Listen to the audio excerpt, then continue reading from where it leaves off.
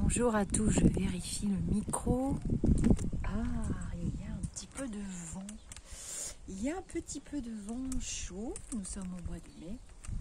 Et je me suis mise dans ce petit coin parce que je veux qu'on voit mes fleurs. C'est ma fierté. Alors, un petit instant de lecture. À la fin d'une grosse et belle journée de travail, bien enrichissante. Alors j'ai choisi la thérapie du bonheur. Vous avez les playlists pour ceux qui arrivent. J'expliquerai après la lecture parce que sinon ceux qui sont abonnés qui suivent, ils s'entendent de répéter inlassablement toujours la même chose, quoique nous sommes toujours dans des enseignements, donc pourquoi pas. J'espère que mon micro fonctionne. Ça c'est un curieux mystère aussi. Bon. Alors, la thérapie du bonheur, un bouquin que j'adore. Donc, j'ai mis un petit marque-page. Alors, je ne sais jamais sur quoi je vais tomber. Hein. Maintenant, vous me connaissez pour la plupart. Et donc, j'attaque la lecture et puis après, je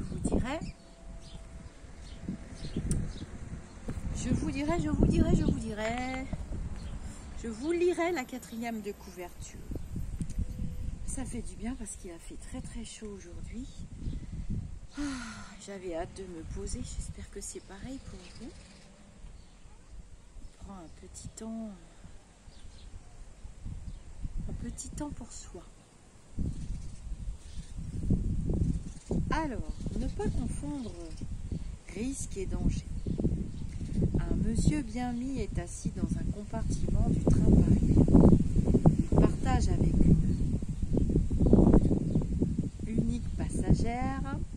qu'il partage avec une unique passagère. Subitement, l'homme se lève, baisse la fenêtre, dénoue une bourse accrochée à sa ceinture et épuise une pincée de poudre qu'il jette au vent. Puis il referme la fenêtre et se rassied avec l'apparence d'un vif contentement. Toutes les demi-heures, il va renouveler son étrange manège sous le regard étonné de la dame en face de lui. La 4e fois, dévorée de curiosité, la passagère n'y tient plus. « Pardonnez-moi, monsieur, je ne voudrais pas me montrer indiscrète, mais pourriez-vous me dire ce que c'est que cette poudre que vous jetez ?»« Oh, ça, répond l'homme avec amabilité, c'est de la poudre anti-éléphant. »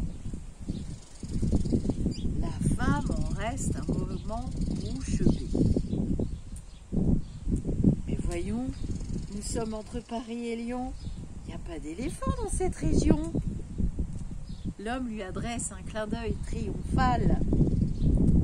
Elle est efficace, hein, ma poudre. Comme ce fou, nous passons notre temps à nous protéger des dangers qui n'existent pas. Nous nous promenons dans le monde avec une épaisse armure sur les épaules et nous finissons par nous habituer à son poids. Vivre sans elle nous semble désormais impensable. Le voudrions-nous que nous ne saurions plus nous en défaire, tant cette côte de mailles est devenue une seconde vie. Comme s'affolent des enfants qui s'effraient de tout dans les noires ténèbres, ainsi, en pleine lumière, il nous arrive d'appréhender des périls qui ne sont pas plus à craindre que ceux dont s'épouvante l'imagination des enfants. Ce n'est pas moi qui le dis, mais Épicure. Nous hésitons à donner notre amour de crainte qu'on en profite. Nous nous méfions de celui qu'on nous offre, comme d'une prison dorée. Avec nos amis, comme avec nos collègues de bureau, nous éviterons un conflit ouvert, sain et assainissant, par peur des conséquences. Nous préférons nous enliser dans la sécurité précaire du statut quo. Fût-elle, en matière de convivialité, une bombe à retardement. N'exprimons pas nos sentiments, parce que nous discernons là un danger confus. cela sera reçu. Notre attitude frileuse fait bien sûr le bonheur des assureurs, à défaut d'une autre. J'ai un ami qui, pour assurer sa voiture, qui n'est plus toute jeune, dépense chaque année l'équivalent de la valeur de son véhicule. Je me suis demandé pourquoi il le faisait. Pour se valoriser par la valeur de sa voiture, j'ai gaspillé des heures et noirci des pages de chiffres pour tenter de lui démontrer que cela ne valait pas la peine et qu'il jetait son argent dans un tonneau sans fond. Je ne devrais pas le critiquer. D'ailleurs, après tout, nous en sommes tous là. Nous ne voyageons plus sans être bardés de garanties multiples. Certaines maisons sont protégées contre les risques d'explosion nucléaire. Nous allons jusqu'à cotiser pour prévenir les ennuis de santé de nos animaux domestiques. Il doit bien même exister, je suppose, des assurances contre les assureurs qui ne remboursent pas. Le résultat, c'est que nous vivons dans des cocons, engoncés dans nos petites vies tièdes. C'est le prix de la sécurité. Mais la sécurité ainsi conçue mène-t-elle au bonheur? Les citoyens ont trop tendance à croire que la société leur doit protection. Ils réclament le droit à la santé, le droit à la sécurité sociale, etc., etc. Pour ma part, je crois qu'ils font fausse route. Le monde ne nous doit rien. À nous d'assumer les risques de la vie. Car le fond du problème est là. On confond risque et danger. Ainsi, quand j'expose aux autres les principes de ma thérapie, qui est fondée sur l'expression de sentiments refoulés et douloureux, ils me regardent avec de grands yeux et demandent invariablement: mais est-ce que tout cela n'est pas dangereux? Toute entreprise à risque leur apparaît comme périlleuse et donc à proscrire. Il faudrait quand même admettre un jour que la vie est pleine de risques et qu'on ne peut pas la passer à s'enfermer chez soi pour se protéger. Certes, il est agréable de rester à l'abri quand l'orage tonne dehors. Mais si je sors, je pourrais aussi apprécier le spectacle violent de la nature, la beauté des éclairs, la force revigorante des rafales de vent. Je vivrai plus intensément, car la politique de la protection à outrance est condamnée dans son principe même. Celui qui atteint une sécurité à 100% ne vit pas mieux. Il passe à côté de la vie. Quant aux garanties que nous pourrions nous-mêmes offrir aux autres, elles sont illusoires. Certains s'imaginent par exemple qu'ils doivent assurer leur partenaire de leur amour. Eh bien, ils peuvent se préparer à ramer, car si l'on assure quelqu'un de cette manière, c'est qu'on pose comme a priori qu'il doute. Et le doute s'installe. On passe les 3/4 de la relation en dénégation et en protestation de foi.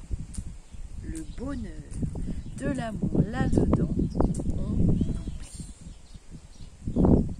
Aussi, dans mes groupes de thérapie, ne suis-je pas là pour rassurer les patients?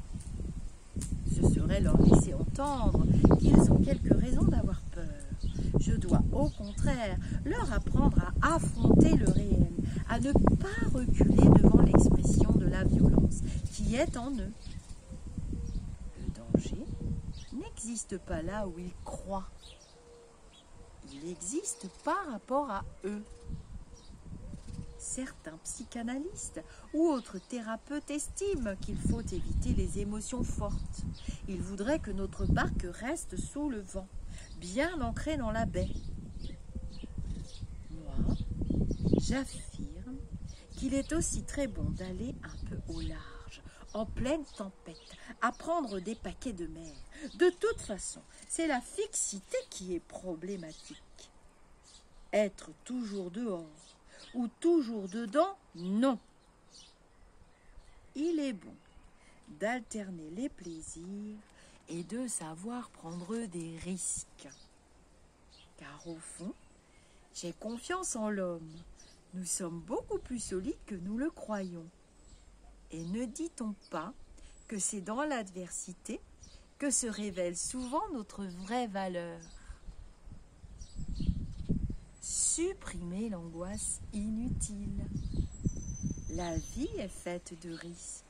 Si père protégé revient à ne pas vivre, quant à la peur, non seulement elle n'empêche pas le danger, mais elle nous ôte souvent les moyens d'y faire face.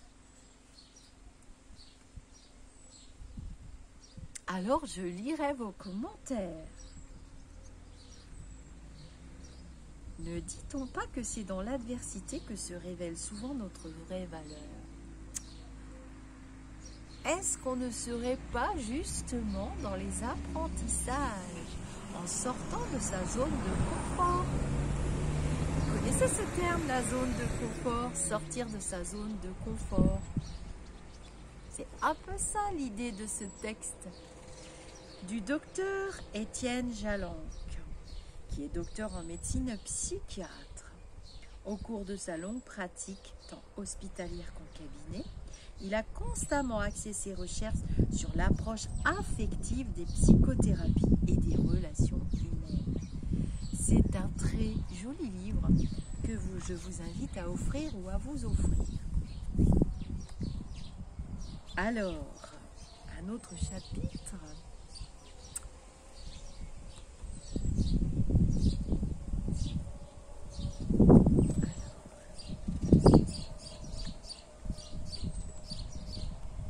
Heureusement, je fais des petites coches parce que sinon, je serais bien capable de vous relire les mêmes chapitres. On rigole un peu, on se détend toujours sur la chaîne, même si c'est sérieux. Et j'espère pour vous et pour moi, parce que je partage avec vous, riche d'enseignements. Bon, il a décidé de chanter au-dessus de ma tête, je dois le déranger, j'imagine. Et puis derrière, je ne sais pas si vous avez entendu, il y a un petit peu de bruit de véhicule. Je suis à la campagne. Hein. Alors, être attentif à soi, ça va bien tomber. Alors, voilà notre groupe fermé. Comment s'organisent les séances? Elles se déroulent dans une grande pièce entièrement insonorisée. Les patients pourront pleurer et crier à tue-tête sans risquer de déranger l'extérieur. Les découpeurs des fenêtres, le faux plafond d'une épaisseur de 40 cm et les plaques de liège et de plomb sur les murs empêchent la propagation des sons. Ils permettent en outre de renforcer l'impression d'un espèce de jeu dans lequel les émotions peuvent s'exprimer en toute liberté. Au fil des ans, j'ai été amenée à modifier l'organisation pratique de la séance. Dans les premiers temps, nous étions tous assis sur des fauteuils. J'avais choisi des sièges avec haut dossier et accoudoir, afin que tout le monde se trouve dans une position de roi ou de reine. Ceci en vue de valoriser les patients. En fait, je me suis aperçue que, dans cette configuration, les gens restaient prisonniers d'un social important et donc contraignant. Peu à peu, j'ai donc remplacé les fauteuils par des matelas jetés à même le sol. Tout le monde, thérapeute y compris, s'installe sur ces matelas, pieds nus, car les chaussures sont aussi véhicules de fortes connotations sociales. On se retrouve donc littéralement au ras des pâquerettes. On reprend contact avec le basique, le fondamental. Je laisse quelques chaises le long du mur, mais elles ne servent véritablement que pour certains nouveaux venus qui hésitent encore à se joindre à nous. C'est une sorte de sas intermédiaire, abandonné le plus vite possible, car il y a une sorte de contrat moral quand on entre dans le groupe. Tout ce qui s'y passe, si cela me touche, je dois y être attentif. Je demande aux participants une attitude d'attention de soi, à ce qu'ils ressentent. et à l'expression de ce ressenti. Un nouveau patient peut dans un premier temps refuser de jouer le jeu.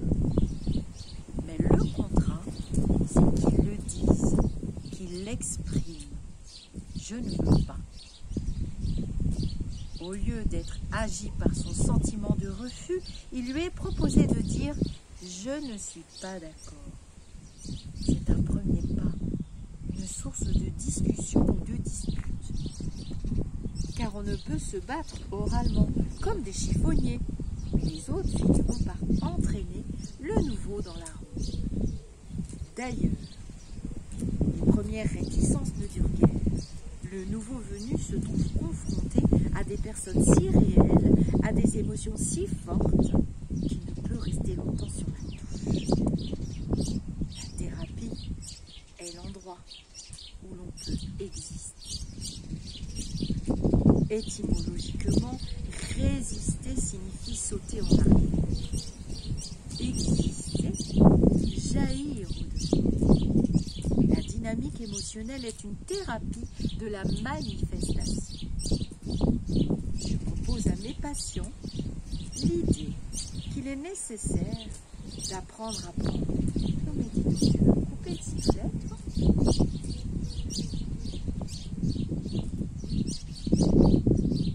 Il est inquiet, je pense.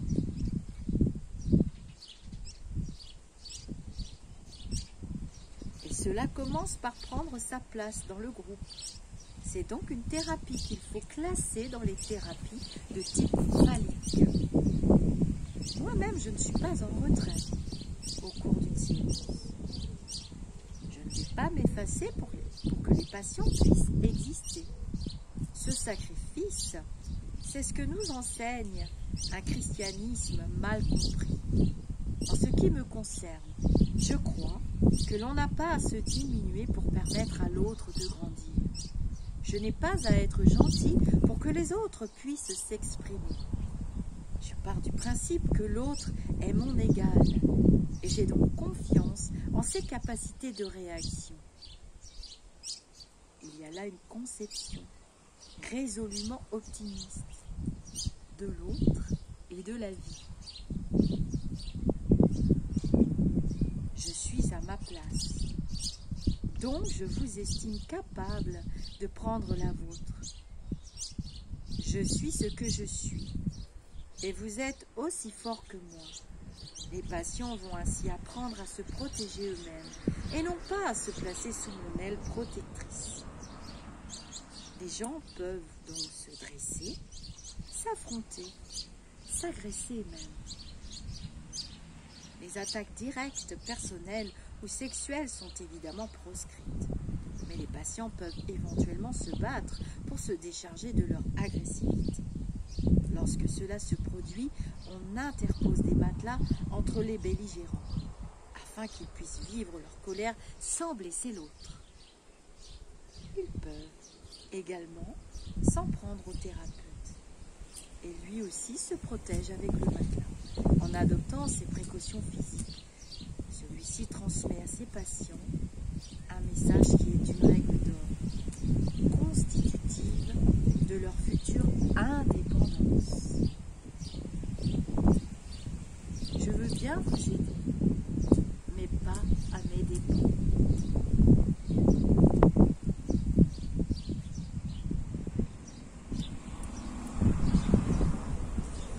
Alors c'est très intéressant, je trouve, c'est choisi en synchronicité devant vous, vous voyez bien. Hein. Je veux bien vous aider, mais pas à mes dépens. Je trouve que c'est une très belle phrase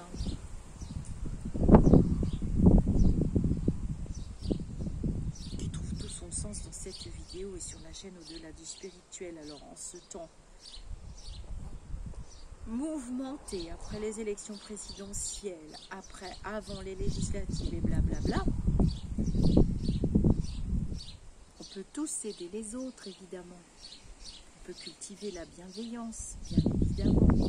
Cela nous élève vibratoirement, spirituellement parlant. mais pas à nos propres dépens non plus. Voilà, à un moment donné, l'autre doit être indépendant, puisqu'il a le choix. Nous sommes toujours dans la co-création de nos vies. Mais les enseignements spirituels seront là de toute façon, ou les enseignements tout court. Alors, j'aime beaucoup ce livre. Je lirai vos commentaires et je vais faire un autre petit instant de lecture. Alors, je ne sais pas encore. Hein. J'ai ma petite valise avec moi maintenant. Je me balade avec ma valise dans mon jardin. Je vous dis namasté et je vous dis à très vite pour un autre instant.